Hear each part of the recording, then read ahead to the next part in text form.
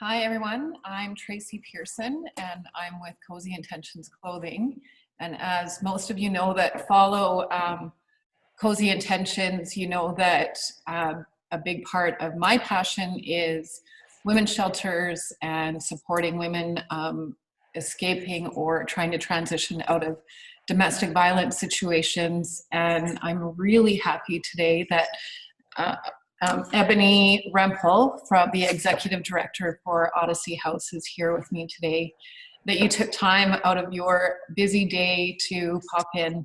I know you are probably working from home at the moment, or yeah, like most of us, and trying to maneuver and figure out, steps, personally, professionally, through charity and for Odyssey House, as well as everything else that's going on with COVID-19. So thank you, Ebony, for being here.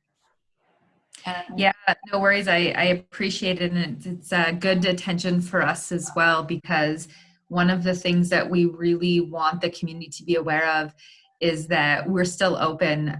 While so many of us in Grand Prairie and area have lost our jobs, we're still open. We do anticipate rates of domestic violence to increase, if not right now while we're in crisis, certainly as months go by. And so we really want the community to know you can still reach out to us. Our crisis line is still being answered. We still have our shelter spaces that are open. And we've been really lucky to receive some funds to support service provision in this new age.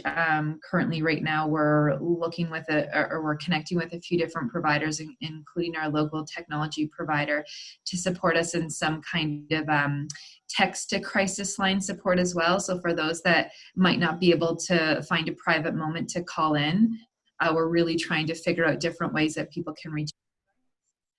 We've also moved all of our weekly support groups online as well. Again, really lucky to be able to get some training from a woman who does a lot of this work. It's when you move these kinds of things to online, as everybody's realizing, it's not just as quick and easy to say, okay, now we're just going to do counseling online. There's a whole slew of protocols around, consent and support and confidentiality around moving things to online. So we've been really lucky to receive some training, and starting this week, actually, we've already started to move some of those groups online. So, we're excited to be able to kind of innovate during this time to continue to provide support to those that are experiencing family violence.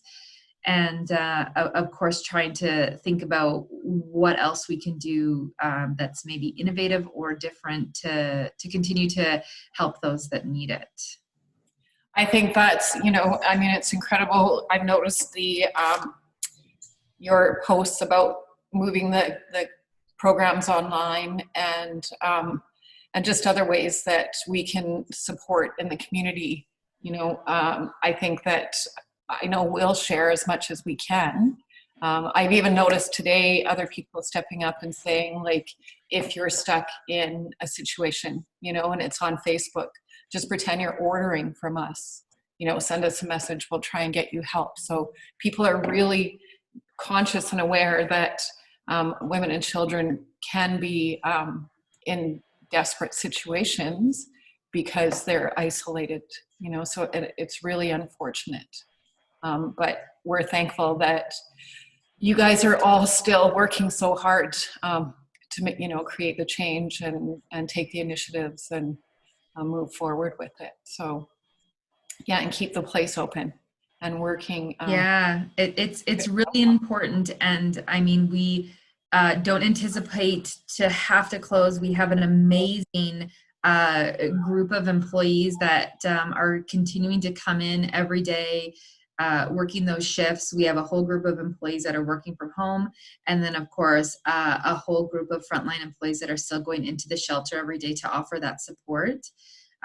We've also been able to work out a plan with support from the city and support from the province.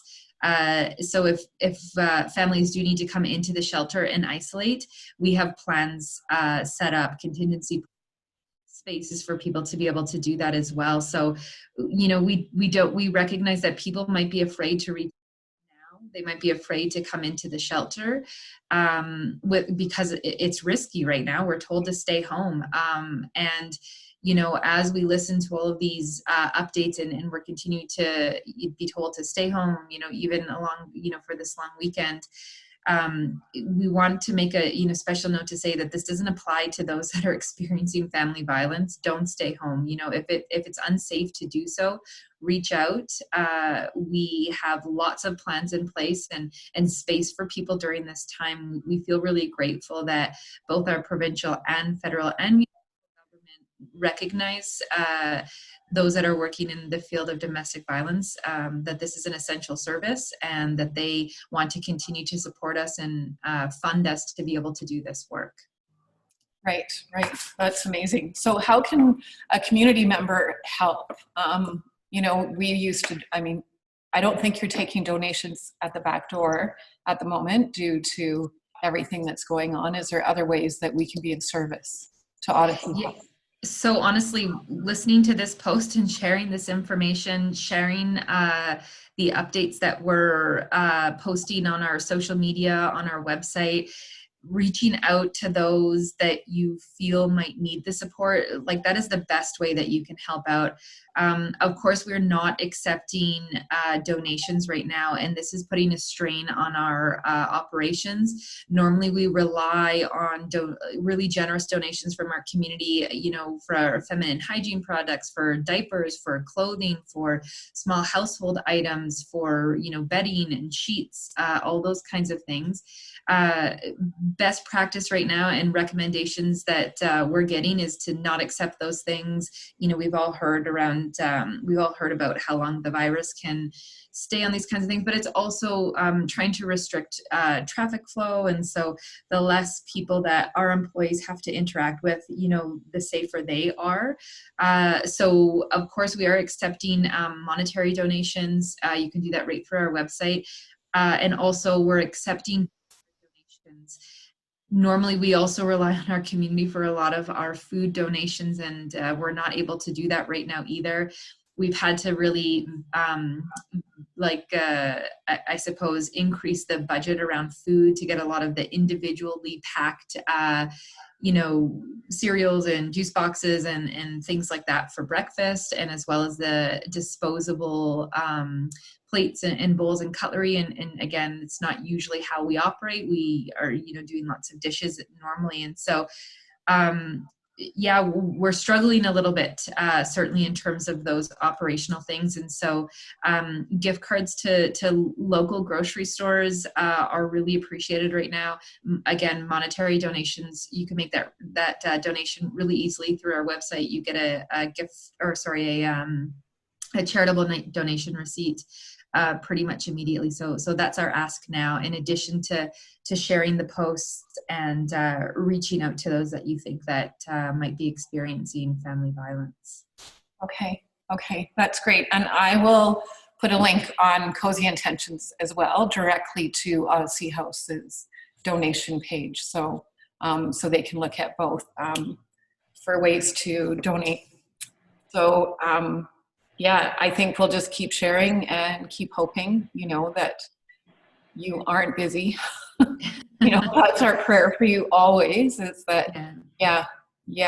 And I know that you're making some changes. You've announced recently that you are stepping away from executive director, and we're going to miss your face around, you know, around the house and around the community.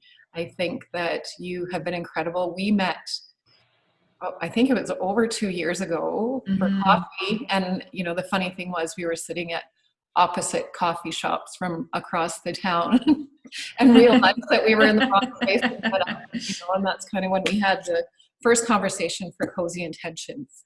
And I really appreciate, you know, you supporting me on my venture, you know, and me being able to support Odyssey House however I can, because I think that it's crucial, you know, for our community. So thank you for your service.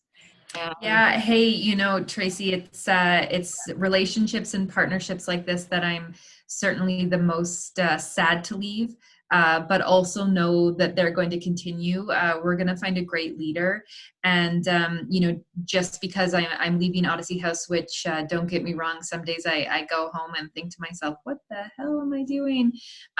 Because it's been such a phenomenal time in my life. I've experienced a lot of growth. Odyssey House has, of course, experienced a lot of growth. I think collectively we're ready for somebody else to kind of come in and bring some new innovations, some fresh ideas. But I'm certainly not leaving the sector. Supporting women, uplifting women, continuing to bring awareness to these issues is something that's never going to leave for me. Just looking at it in a different way, and going to move to less around supporting sort of frontline and looking at some of the research related to this. And so, hopefully people will still see me around, even if it isn't,